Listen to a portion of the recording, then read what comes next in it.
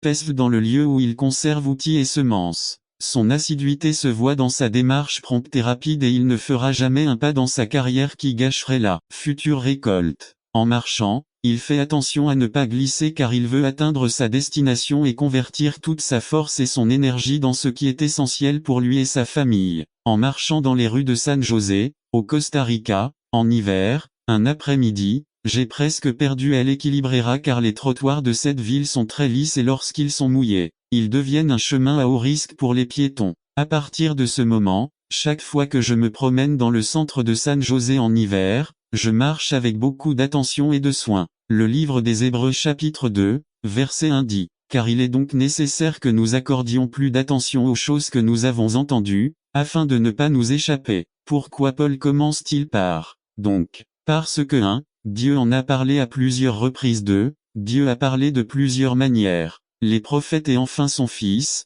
voilà pourquoi il est nécessaire que nous prêtions plus attention aux choses que nous avons entendues. La parole de Dieu a besoin d'être davantage écoutée aujourd'hui par les serviteurs et les ministres, afin qu'il n'y ait pas de dérapage et qu'en l'entendant, nous puissions nous lever et procéder au renouveau de la plénitude de diligence. Rayon X d'un serviteur négligent. N'attendez pas qu'il soit trop tard. Devenez membre de la chaîne Today et bénéficiez de réconfort et de soutien dans les moments difficiles. Cliquez sur le lien dans la description de la vidéo mardi 9 avril 2024 page 2 répondant à l'appel d'Hébreux 2:1, dans lequel nous sommes exhortés à prêter attention à la façon dont Dieu a parlé, afin qu'il voie vos bonnes œuvres et glorifie votre Père qui est aux cieux. Notre responsabilité est de laisser briller notre lumière. Comment faisons-nous cela? La clé se trouve dans l'expression bonnes œuvres. Examinons brièvement une hérésie qui existe dans le cœur de nombreux hommes. Chaque fois qu'un homme voit cette phrase dans la Bible, il a tendance à penser qu'il est lui-même bon. Comme c'est drôle. Et nous devrions rire s'il n'y avait pas la situation terrible dans laquelle se trouve l'homme. Cet homme est aussi bon qu'un criminel. Cet homme est aussi bon qu'un menteur. Un homme vaut mieux que celui qui enfreint la loi. L'homme est coupable, et rien de bon ne vient de lui, à moins que Dieu lui-même ne le lui donne. Philippiens 2, 13 car c'est Dieu qui opère en vous le vouloir et le faire, pour son bon plaisir. Nous voyons ainsi que c'est Dieu qui fait les bonnes œuvres. Romains 9, 15 à 16 car il dit à Moïse, « J'aurai pitié de qui j'aurai pitié, et j'aurai compassion de qui j'aurai compassion. » Cela ne dépend donc pas de celui qui veut, ni de celui qui court, mais de Dieu qui a pitié. Encore une fois, nous voyons qu'il n'appartient pas à l'homme de faire ce qui est juste, mais à Dieu qui lui montre. N'attendez pas qu'il soit trop tard. Devenez membre de la chaîne Today et bénéficiez de réconfort et de soutien dans les moments difficiles. Cliquez sur le lien dans la description de la vidéo. Mardi 9 avril 2024 page 4 Miséricorde, vous donnant un nouveau cœur et une nature légère. Maintenant, qu'est-ce qu'on va faire? Que votre lumière brille donc devant les hommes, afin qu'ils voient vos bonnes œuvres et glorifient votre Père qui est aux cieux. Laisse ta lumière briller. C'est un commandement. Dieu a tout fait pour nous. Mais il y a quelque chose que nous devons faire lâcher prise. Nous devons laisser Dieu accomplir ses bonnes œuvres à travers nous. Nous devons nous soumettre à Dieu. Romains 6 dit que nous devons devenir des instruments de la justice de Dieu dans ce monde. C'est notre responsabilité. C'est pourquoi nous devons étudier la parole de Dieu. C'est pourquoi il faut se saturer de chaque page. Nous devons vivre la Bible devant les hommes dans la puissance de Dieu. Nous devons nous regarder dans le miroir de la parole et refléter sa gloire dans ce monde de ténèbres. La réaction à la lumière lorsque nous manifesterons la justice divine dans ce monde, l'homme s'émerveillera. Voir la justice de Dieu chez une personne autrefois rebelle et formidable. Ils glorifieront Dieu. Ils le reconnaîtront comme l'œuvre de Dieu. Conclusion. Apprenez les Écritures. Méditez sur eux jour et nuit. Assimilez la connaissance de Dieu dans votre vie. Abandonnez-vous à Dieu dans cette nouvelle nature qu'il vous a donnée. L'Esprit de Dieu vit en vous. Écoutez sa voix. Rendez la justice dans sa puissance. Faites ce que dit la parole de Dieu. Reflétez la gloire de Dieu. Que votre lumière brille devant les hommes, afin qu'ils voient vos bonnes œuvres, et les hommes glorifient Dieu. Verset à mémoriser pour la semaine Matthieu 5, 16 que votre lumière brille devant les hommes, afin qu'ils voient vos bonnes œuvres et glorifient votre Père qui est aux cieux. Colossiens 1, 21 Et vous aussi, qui étiez autrefois étrangers et ennemis dans votre esprit, faisant de mauvaises actions, il s'est maintenant réconcilié. Romains 2, 4 Ou méprisez-vous les riches? Y fait tout, si le plus important est que tout le monde le fasse parler aux gens que vous aimez, même les moins chers. Peut-être ne devriez-vous pas passer autant de temps à vous divertir devant l'ordinateur, temps que vous pourriez consacrer à votre famille, vos enfants, votre mariage, votre communauté. Quant à la technologie, ce n'est pas seulement parce que vous pouvez le faire, vous devriez le faire. Ce n'est pas seulement parce que vous pouvez l'acheter que vous devriez l'acheter. Pas seulement parce que vous le voulez, vous devez le posséder. Non seulement parce que tout le monde l'utilise, vous devriez l'utiliser aussi. Renouvelez votre cœur selon ce que Dieu dit, de cette façon vous connaîtrez la volonté de Dieu, qui est bonne, agréable et parfaite. Centrez et renouvelez votre cœur en Dieu. Conclusion: c'est une bénédiction de vivre à une époque où tant d'opportunités s'offrent à nous grâce au progrès technologique. Grâce à beaucoup d'entre eux, nous avons l'opportunité d'avoir un impact sur de nombreuses vies avec le message de grâce de Jésus-Christ. Mais en même temps, nous devons nous rappeler que ces avancées constituent aussi le contexte dans lequel nos cœurs peuvent être tentés de pécher. C'est un chemin sinueux et dangereux, mais nous avons la vérité de la parole de Dieu pour nous guider et le Saint-Esprit de Dieu pour nous fortifier tout au long du chemin. Compte tenu de l'œuvre de Jésus, vivons dans ce monde sinueux de progrès technologique, en concentrant nos cœurs sur Dieu, en renouvelant nos cœurs en Dieu, car de cette manière nous ferons sa volonté, qui est bonne, acceptable et parfaite. N'attendez pas qu'il soit trop tard. Devenez membre de la chaîne Today et bénéficiez de réconfort et de soutien dans les moments difficiles. Cliquez sur le lien dans la description de la vidéo. Mardi 9 avril 2024 page 5. D'abord mes poutres résumé. D'abord mes poutres, puis leur paille. Par Wilbur Madra Riva. D'abord mes poutres. Introduction. Certains étudiants en comportement humain ont réalisé une expérience simple. Ils ont demandé à un groupe de personnes de décrire un épisode de leur vie au cours duquel elles avaient blessé quelqu'un et un autre au cours duquel elles avaient été blessées. Les incidents décrits étaient similaires, qu'ils se considèrent dans le rôle de victime ou d'auteur. Ce qui a été observé, c'est que lorsque les gens décrivaient des épisodes dans lesquels ils étaient responsables d'une mauvaise action, ils disaient invariablement que leurs actions n'avaient causé qu'un peu de douleur aux autres. Beaucoup ont souligné que ces actions de leur part étaient justifiées ou qu'il n'y avait aucun moyen de les éviter. Cependant, lorsque ces personnes parlaient du même type d'incident mais dont elles avaient été victimes, elles qualifiaient invariablement les actions des autres à leur encontre d'inexplicables, d'insensibles et d'immorales. Ils n'ont pas décrit les actions des autres comme inévitables et ont parlé de la durée de la douleur qu'ils leur ont causée. Les gens ont minimisé la gravité de leurs actes par rapport à celles que d'autres ont prises à leur encontre. En réalité, cette étude ne fait que décrire ce que nous savons tous se produire dans la réalité. Ce n'est pas nouveau. N'avons-nous pas tendance à procéder ainsi également? Même dans les choses les plus simples, nous agissons ainsi. Illustre. Quand nous étions enfants, nous jouions au football. Tâchons de clarifier, d'expliquer et de répondre à vos doutes et questions sur la prière au cours des prochaines semaines. 1. Qu'est-ce que la prière? La prière ne consiste pas simplement à demander à Dieu. Beaucoup de personnes qui s'approchent de Dieu dans la prière le font comme s'il était un Père Noël qui attend de recevoir la liste de nos demandes pour y répondre. Tout ce qu'ils font, c'est demander et demander. Ils commencent leur prière en demandant et la terminent en demandant. Bien qu'il y ait une place pour demander à Dieu dans la prière elle-même ne devrait pas se limiter à simplement demander à Dieu. Vous demandez et vous ne recevez pas, parce que vous demandez mal, vous priez en demandant de dépenser pour vos plaisirs. Jacques 4, 3, 2. La prière n'est pas une prière. La plupart des gens ont appris à prier en répétant encore et encore une prière écrite par quelqu'un. Cependant, le concept biblique de la prière est très différent. Le mot prier signifie parler, dialoguer, communiquer ou parler. Prier Dieu signifie alors parler à Dieu, communiquer avec lui, dialoguer ou discuter avec lui. Par la prière nous communiquons avec Dieu, nous exprimons ce que nous ressentons, nous nous rapprochons de lui et de son cœur. Et lorsque vous priez, n'utilisez pas de vaines répétitions, comme les païens. Matthieu 6, 7, 3. La prière est vitale pour notre âme. La prière est aussi importante pour le chrétien que la respiration l'est pour les poumons.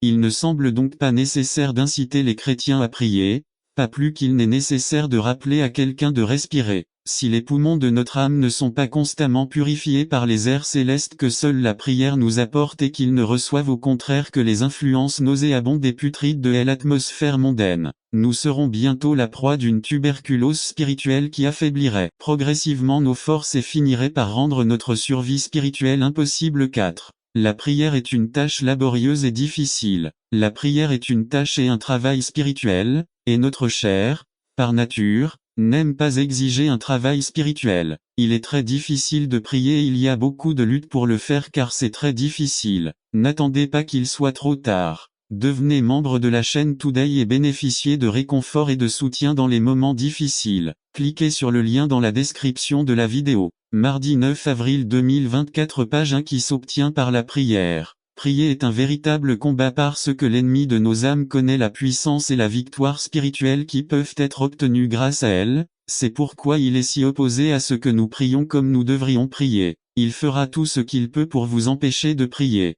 Soyez vigilants et sachez que lorsque vous vous préparez à prier et encore plus lorsque vous commencez à prier, Satan vous attaquera, il attaquera votre corps, vous rendant fatigué, somnolent ou paresseux. Il bombardera votre esprit de mauvaises pensées et sèmera le doute et le découragement dans votre cœur. Il fera tout cela et peut-être davantage pour vous empêcher de prier. Et étant à l'agonie, il pria plus intensément et sa sueur était comme de grosses gouttes de sang qui tombaient à terre. Luc 22, 44. Sté, à son tour, en est influencé. De cette manière, les individus façonnent les caractéristiques et la structure d'une famille. Ce n'est pas la société qui donne forme et stabilité à la famille, mais plutôt la famille qui façonne et assure la stabilité à la société dans laquelle elle se développe.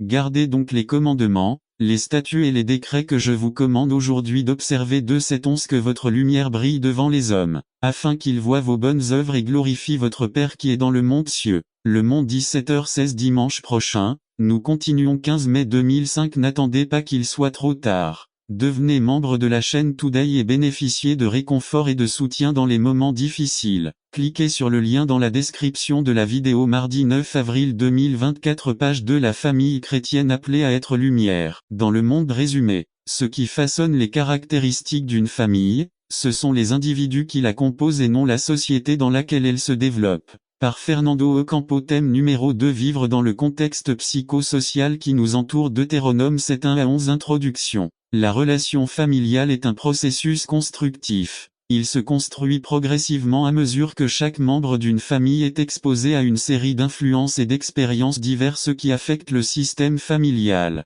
Nous avons déjà vu que la famille n'est pas une entité isolée du contexte qui l'entoure. La famille et le contexte interagissent constamment. Bibliquement et théologiquement, la famille chrétienne occupe une place importante dans le plan et le dessein de Dieu pour les raisons suivantes. À communiquer le plan de Dieu pour le mariage et la famille. Ses principes et ses valeurs lui permettent de se développer dans la société et en même temps de remplir ses fonctions fondamentales. Former les personnes, éduquer à la foi et promouvoir le bien commun. Son expérience avec le Christ lui permet de maintenir l'équilibre et de renforcer les différentes relations familiales, conjugales, parentales, filiale et fraternelle. Ce qui façonne les caractéristiques d'une famille, ce sont les individus qui la composent et non la société dans laquelle elle évolue. Comme nous l'avons vu, Deutéronome 7, 1 à 11 ne se limite pas seulement à la mise en garde contre les mariages mixtes, mais pointe également les dangers de l'influence de la société cananéenne ainsi que les caractéristiques que devraient avoir les familles d'Israël. Fidélité à Dieu, dépendance de Dieu et obéissance à Dieu. La Bible nous apprend que l'influence du contexte cananéen a entraîné les familles israélites sur un chemin différent puisque de nombreuses coutumes ont été filtrées dans l'unité de base de la nation, la famille. Je ne veux pas blâmer la société ou le contexte dans lequel nous vivons pour nos décisions. Nous sommes également responsables puisque, ayant le Seigneur dans nos vies, nous ignorons souvent ce que dit la Bible. Mais aujourd'hui, l'histoire se répète. De nombreuses coutumes de notre contexte ont pu s'infiltrer dans notre famille de la manière suivante. 1. La religion à la place de la relation avec Dieu l'Éternel, ton Dieu, t'a choisi pour être pour lui un peuple spécial, plus que tous les peuples qui sont sur terre. Si n'attendez pas qu'il soit trop tard. Les héros de notre foi étaient des gens qui faisaient preuve de capacité à choisir le bien. La foi d'Abraham, cette fameuse foi dont nous lisons tant de choses dans les Écritures, s'est exprimée lors d'une élection. Lorsque la parole de Dieu est venue à Abraham, cette parole qui lui promettait une terre, une descendance et une bénédiction pour toutes les nations du monde, Abraham a répondu en décidant de quitter sa propre terre, en partant pour une terre lointaine. Nous pensons souvent que la foi est un sentiment. Les sentiments font peut-être partie de notre foi, mais la réalité ultime de la foi s'exprime dans une décision. Abraham crut en Dieu, et cela lui fut compté comme justice, dit la Bible. Cette foi n'était pas un sentiment, une sensation subjective, mais c'était une foi qui s'exprimait dans une action décisive, dans la vie d'Abraham. Chaque épisode raconté par l'auteur implique une décision, qu'il s'agisse de la décision de quitter son pays et son peuple ou de sacrifier son fils Isaac, la foi d'Abraham était active par choix. De même, dans Hébreux 11, nous pouvons voir que la foi s'exprime dans la décision. Regardons l'exemple d'Abel. Hébreux 11 4 Par la foi, Abel offrit à Dieu un sacrifice plus agréable que celui de Caïn, par lequel il reçut le témoignage qu'il était juste, parce que Dieu accepta son offrande. Et c'est par la foi qu'Abel, bien que mort, parle encore. Nive n'attendez pas qu'il soit trop tard. Devenez membre de la chaîne Today et bénéficiez de réconfort et de soutien dans les moments difficiles. Cliquez sur le lien dans la description de la vidéo. Mardi 9 avril 2024 page 3. On pourrait vraiment dire qu'Abel a offert un meilleur sacrifice que son frère par décision. IV. L'importance de choisir. Le livre du Deutéronome souligne l'importance de l'élection. À maintes reprises, l'élection divine est évoquée. Moïse mentionne à maintes reprises comment Dieu a choisi le peuple d'Israël, parmi tous les peuples du monde, pour qu'ils lui appartiennent. Après avoir souligné le choix de Dieu à travers 30 chapitres, nous arrivons à Deutéronome 30 19 à 20 19. Aujourd'hui, j'en prends à témoin contre vous le ciel et la terre, que je vous ai donné le choix entre la vie et la mort, entre la bénédiction et la malédiction. Choisissez donc la vie, afin que vous et vos descendants viviez. Aime l'Éternel, ton Dieu, obéis-lui et sois lui fidèle, car ta vie dépend de lui, et par lui tu vivras longtemps dans le territoire qu'il a juré de donner à tes ancêtres Abraham, Isaac et Jacob. LSG Dieu dit à son peuple, je t'ai choisi. Maintenant, la décision vous appartient et c'est une question de vie ou de mort. Choisissez bien. Quelques décennies plus tard, Josué, le successeur de Moïse, lança un défi similaire. Josué 24 15 Mais s'il vous semble mal de servir l'Éternel, choisissez, vous-même qui vous servirez les dieux que vos ancêtres ont servis de l'autre côté de l'Euphrate, ou les dieux des Amoréens, dans le pays desquels tu demeures maintenant. Pour ma part, ma famille et moi servirons le Seigneur. Nif choisissez, dit-il. Mardi 9 avril 2024 page 1 C'est Christ sur la croix du Calvaire a payé pour son salut, son miracle et son avenir. Dès lorsque nous transmettons le message que Dieu a placé en nous, nous activons la foi de ceux qui nous écoutent. Il y a des personnes handicapées émotionnellement, spirituellement et matériellement. Ils s'attendent à ce que vous publiez ce message d'espoir. Il existe des idées et des concepts religieux et humanistes qui nous paralysent, mais nous avons été envoyés pour apporter un message de guérison et d'espoir. Ce message nous donne de la mobilité. 3 exemples bibliques concernant l'importance de publier le message donné par Dieu à Moïse. Allez dire à Pharaon de laisser partir mon peuple afin qu'il puisse m'adorer. Esther y parlait au roi des plans de Naaman. Découvrez-le. C'est Jonas y allait dire à Ninive que si elle ne se repent pas de son péché, je la détruirai. Dès chacun de ces messages présentait un risque élevé pour le messager.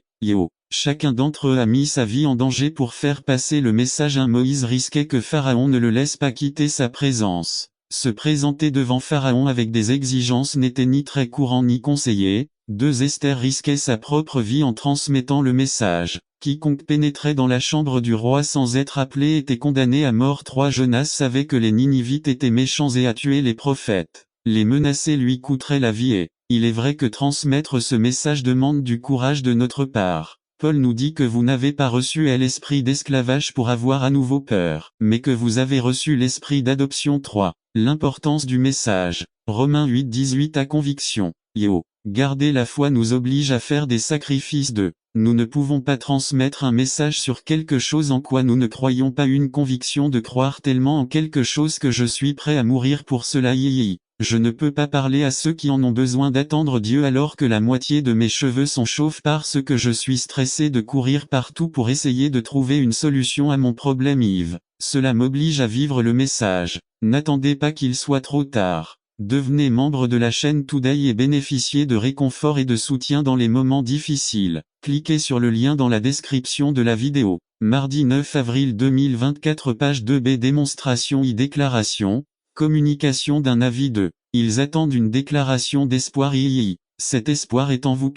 Paul Revere, un homme connu dans l'histoire des États-Unis d'Amérique parce qu'il a donné un message qui a sauvé la vie de milliers de personnes et les a préparés à ce qui allait arriver. Dans la nuit du 18 avril 1775, cet homme donne un message d'avertissement à l'armée américaine. Le message était que les Britanniques arrivent. Cette annonce alerta les Américains qui purent résister aux Britanniques avec une telle force qu'ils durent abandonner et regagner la base de Boston Bay sans le message de Paul Revere. Les Britanniques auraient pris les Américains par surprise, mettant ainsi fin à la révolution qui a conduit les Américains à former les actuels États-Unis d'Amérique. Et chaque homme élevé par Dieu a reçu un message qu'il doit partager. Une multitude de pères partager avec vous une petite histoire concernant cet homme Hérode. Hérode était avant tout un homme extrêmement violent et impitoyable. Hérode massacra tous les Hasmonéens, fils des Machabées qui combattirent une rébellion contre les Grecs. Hérode ne voulait pas non plus qu'ils se rebellent contre lui. Hérode assassina son beau-frère Aristobule.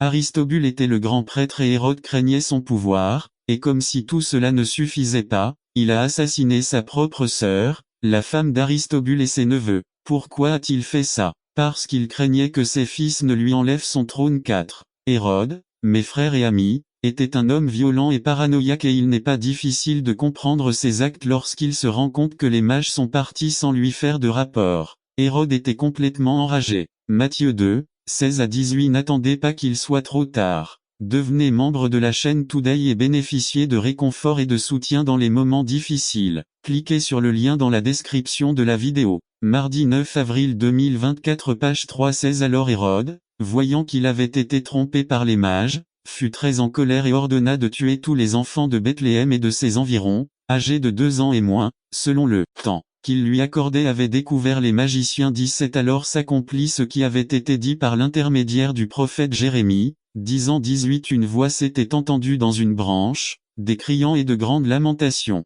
Rachel qui pleure pour ses enfants, et qui ne voulait pas être consolée car il n'existe plus 5. Or, Dieu avait déjà prévenu Joseph et Marie au sujet de ce fou et ils partirent pour l'Égypte, mais des dizaines et des dizaines d'enfants innocents furent encore détruits pour satisfaire la paranoïa sanglante d'Hérode. L'aubergiste a raté Noël parce qu'il était trop occupé, et Hérode a raté Noël parce qu'il avait une vie complètement remplie de peur. 6. De la même manière, il y a aujourd'hui des gens qui craignent que Jésus-Christ soit le roi de leur vie. Ils ont leur propre plan et agenda, et ils ne veulent pas que quiconque, pas même le Fils de Dieu, interfère avec leurs propres désirs égoïstes. Et ces gens peuvent apprécier la nostalgie de Noël, mais ils en passeront toujours.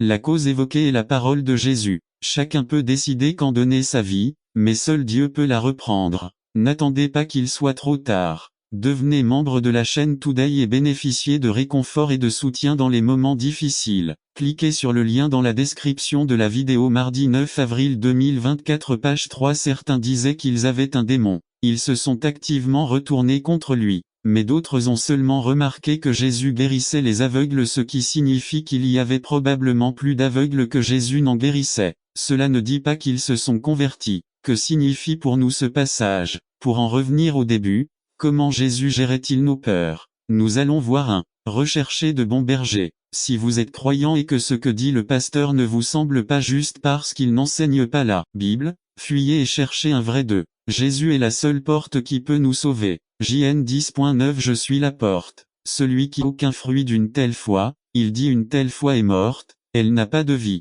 Ceux qui disent avoir la foi, mais dans la vie desquels l'attitude de Jésus ne se manifeste pas, ne comprennent pas vraiment ce qu'ils disent. C'est à la fin du sujet précédent, je vous ai demandé, et je vous ai demandé de ne pas répondre, sommes-nous sauvés par la foi ou les œuvres, la foi sans les œuvres, ou la foi et les œuvres? Pour répondre à cette question, il faut savoir faire la distinction entre justification et sanctification. 1. Pour être justifié, seulement la foi, rien de plus. Il s'agit d'un acte divin dans lequel la seule chose que les humains peuvent apporter est leur reconnaissance du péché et l'acceptation du don de la justice du Christ. 2. Pour être sanctifié, on prend comme base la foi qui justifie, et c'est ce qui motive la sanctification. Vie d'obéissance. 3. Le thème de Jacques, il ne peut y avoir de vraie foi sans que les œuvres soient manifestées. Dit. La vie justifiée, la foi se manifeste dans la vie sanctifiée. Les œuvres. 4. La première la foi sans la seconde les œuvres est une grâce bon marché, la seconde les œuvres sans la première la foi et le légalisme. 5. Il existe une relation symbiotique, l'une ne peut exister sans l'autre. La déclaration de justice, justification par la foi et l'infusion de l'Esprit de Dieu, sanctification. C'est ce qui produit le salut. Chez Jacques, cela fonctionne comme ceci. Justification, don de Dieu, salut, sanctification, capacité d'obéir dès la foi authentique n'existe pas sans l'expression extérieure d'une vie transformée, régénération et d'une vie à l'imitation du Christ. Bonnes œuvres. N'attendez pas qu'il soit trop tard. Devenez membre de la chaîne Today et bénéficiez de réconfort et de soutien dans les moments difficiles. Cliquez sur le lien dans la description de la vidéo. Mardi 9 avril 2024, page 3.1. C'est une erreur, un mensonge de concevoir une relation amoureuse avec quelqu'un sans expressions extérieures d'affection, de dévouement, de compassion, de gentillesse, d'égalité, etc. 2. S'il n'y a pas de telles expressions de dévotion chez la personne qui prétend avoir la foi, Jacques demande en 2,14. Cette foi peut-elle la sauver? 3. Jacques ne discute pas de savoir si la foi sauve ou non. Il dit simplement que verbaliser le concept de foi sans la manifestation correspondante de bonnes œuvres montre qu'il n'y a vraiment pas de foi. 4. Celui qui déclare avoir la foi, mais en qui aucune œuvre d'amour n'est manifestée, recevra pour lui un jugement sans miséricorde pour celui qui n'est pas miséricordieux. 2,13-5. Le gars dit à sa femme qu'il l'aime, mais la pauvre femme doit coudre pour que quelqu'un d'autre survive. 6. D'un autre côté, il fournit tout pour la maison, mais un jour elle dit: Vieille, tu ne me dis jamais que tu m'aimes, répond-il, mais femme, je te l'ai dit le jour de notre mariage il y a 30 ans. Le jour où j'arrêterai de t'aimer, je te le dirai. 7. Parole et action. Amour et démonstration de celui-ci. C'est l'appel de Jacques, une pratique de la foi, une foi qui agit par amour. 8. Le Nouveau Testament n'est pas explicite quant à l'ordre dans lequel on avril 2024, page 4. Eh bien, pire que de ne pas enseigner les vérités éternelles à vos enfants, c'est de ne pas vivre la vérité quotidiennement. Aimez-vous Dieu par-dessus tout. Faites-vous preuve de foi. Que voient vos enfants chez vous? Est-ce qu'ils voient que vous vous suicidez uniquement pour des raisons économiques? Quelle importance accordez-vous aux programmes télévisés? Si vous vivez comme si le bonheur venait de ce que vous avez, vous leur cachez les vérités de Dieu. Ce qui est pire qu'un parent qui ne dit pas la parole de Dieu à ses enfants, c'est de ne pas avoir la foi. La foi vient en entendant et en entendant la parole. Avez-vous un autel familial? Parlez-vous de la grandeur de Dieu lorsque vous êtes à table? Rendons-vous gloire à Dieu pour ce qui se passe dans votre vie? Ou parlez-vous de votre chance ou de votre malchance? Josué en a compris l'importance. Josué 1,8. Les enfants regardent ce que dit votre vie et écoutent la passion de votre cœur. Vous ne pouvez pas proclamer les vérités de Dieu si les vérités de Dieu n'ont pas été personnellement expérimentées. La meilleure chose qu'un père puisse faire pour sa famille est de marcher avec Dieu. Deutéronome 4,9, 10. Quelles sont ces merveilles dignes de louange? Ils sont principalement résumés en deux: sa puissance et sa grandeur. Le père, étant celui qui doit transmettre l'histoire à sa famille, doit raconter à ses enfants combien Dieu est puissant et merveilleux. La mission du père est d'inspirer ses enfants par les témoignages qui inspirent sa foi. Le père doit raconter à sa famille les merveilles que Dieu a faites et leur montrer par sa vie la différence que fait cette vérité. Moïse a donné ce conseil aux parents dans Exode 13,8, 14. Père, ta mission est de dire à tes enfants comment Dieu t'a sauvé, comment Dieu t'a racheté et libéré des griffes du diable par le sang du Christ. Votre mission est de parler à vos enfants de la puissance et de la grandeur de Dieu. Parce que le Dieu que vous servez est celui qui a divisé la mer Rouge en deux et le peuple a traversé à pied sec et qui a ensuite couvert l'armée de Pharaon de tout, chevaux et chars. Votre Dieu est celui qui a accompagné le peuple pendant 40 ans dans le désert, comme une colonne de feu la nuit et une nuée le jour, qui a fait couler l'eau du rocher. Votre Dieu est celui-là même qui a arrêté le soleil et la lune pendant presque une journée entière, le même qui a fait tomber le feu du ciel et a consommé le sacrifice et a même léché l'eau. Votre Dieu est celui qui a vaincu le diable, la maladie et la mort, par son sacrifice et sa résurrection. Votre Dieu est celui qui fait aujourd'hui alliance avec nous, ses enfants, disant que par la même puissance qui a ressuscité Christ d'entre les morts, il nous a fait asseoir dans les lieux célestes avec Jésus-Christ, pour nous montrer les richesses abondantes de sa grâce. Votre Dieu est celui qui soutient les choses et fait tourner les planètes sans quitter leur orbite, celui qui fait que les lois de la nature s'accomplissent. Celui qui a raconté à la mer votre courage jusqu'à présent, ceci est votre Dieu et vous devez annoncer-le à vos enfants. Les enfants aiment entendre des histoires sur la grandeur et la puissance de Dieu. Ils aiment entendre comment Dieu a créé les cieux et la terre et formé l'homme à partir de la poussière de la terre et a insufflé un souffle dans ses narines, lui donnant la vie. Dans lequel nous vivons, matérialiste par excellence, Il n'est pas du tout étrange que nous soyons tentés par l'avidité. La parole de Dieu nous raconte aujourd'hui l'origine de l'avidité, ses effets et comment y faire face par Ramiro Araujo. Introduction. L'avidité brise le sac est un dicton connu de tous. Ce dicton est lié à la fable d'Ésope qui parle du chien et le reflet dans la rivière. Un chien portait un morceau de viande dans sa gueule et en passant sur un pont, il a vu son image se refléter dans l'eau. Il a pensé que c'était un autre chien qui avait un plus gros morceau et a voulu l'enlever. Le résultat c'était rien. Qu'est-ce que la cupidité? Selon le dictionnaire de